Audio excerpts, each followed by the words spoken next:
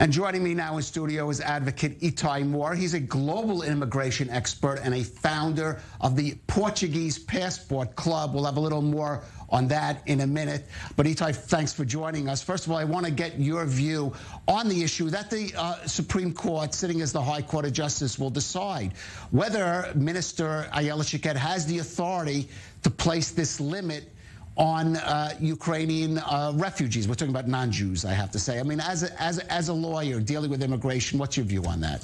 Well, refugees issues are always complicated, okay? Each country has its own mandate to decide what is the limit, what are the terms, how do they state if a person is a refugee or not. So this is not a simple question to decide on.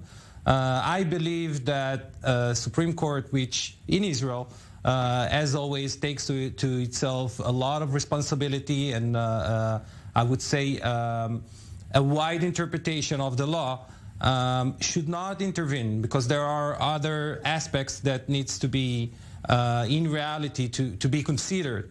And I think that in this specific issue we need to differentiate between two types of refugees. We need to differentiate between the Jewish refugees and the non-Jewish refugees, and there should be in Israel, which is a Jewish country, a different approach towards Jewish refugees, and I believe that the current government is taking this approach. All right, but as you mentioned, the court does sometimes intervene in these cases. It did agree to hear of that. Do you think it's going to side with the government or Ayala in this case, or going to ask for some kind of change in the procedures? I believe that in the current time schedule and the current turn of events, the Supreme Court will not intervene.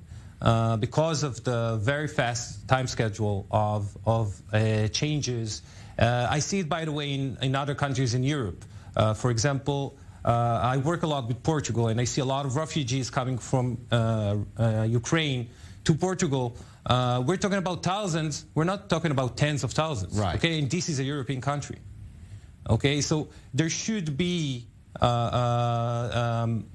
a way, to monitor this. Right. All right. Well, you mentioned your work with Portugal. I want you to stay with us because we're going to deal with another subject related to that. And we did mention this earlier. The European Union is going to sanction Roman Abramovich and other Russian oligarchs in its latest round of punishments against those wealthy Russians seen as supporting Moscow's invasion of Ukraine.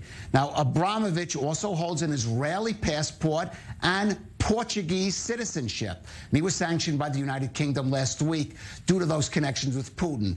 Now, there's a strange twist to the story. The rabbi who helped Roman Abramovich obtain his Portuguese citizenship was detained by authorities last week on suspicions of money laundering, corruption, fraud, and falsification of documents in the process of granting citizenship to descendants of Sephardic Jews.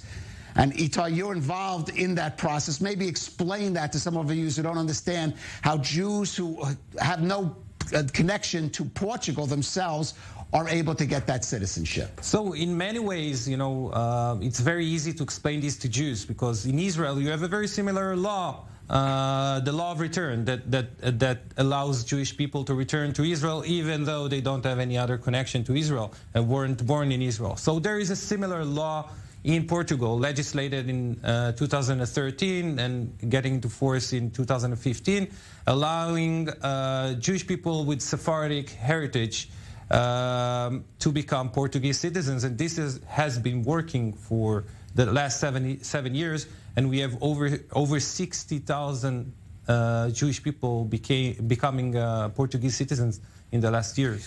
Roman Abramovich, that doesn't sound very Sephardic or Portuguese. The truth is, my family, which is very Ashkenazi, we found out our name 500 years ago was Benvenisti from Spain.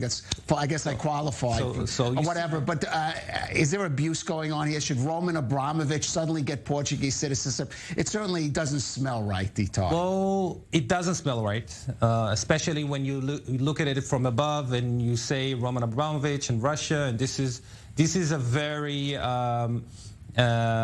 complicated issue to judge. But I can tell you from what I know, okay, in the Jewish community work, like you said about yourself, you can, if you have enough information about your family and you can go enough generation backwards, you can show your heritage, your Sephardic heritage and connection. And what the Jewish community is talking about and informing us is that they have this, and they have all the knowledge and they have all the research done on this Roman Abramovich family, and it was transferred to the Ministry of Justice in Portugal and was approved by the Ministry of Justice in Portugal. So it already passed through links in the way. All right, well, it's certainly a fascinating story. My gut feeling is Roman Abramovich is more likely to find a home either here in Israel or maybe in the United Arab Emirates than Portugal, but who knows? Advocate Itay Mor, thank you for joining us on The Rundown.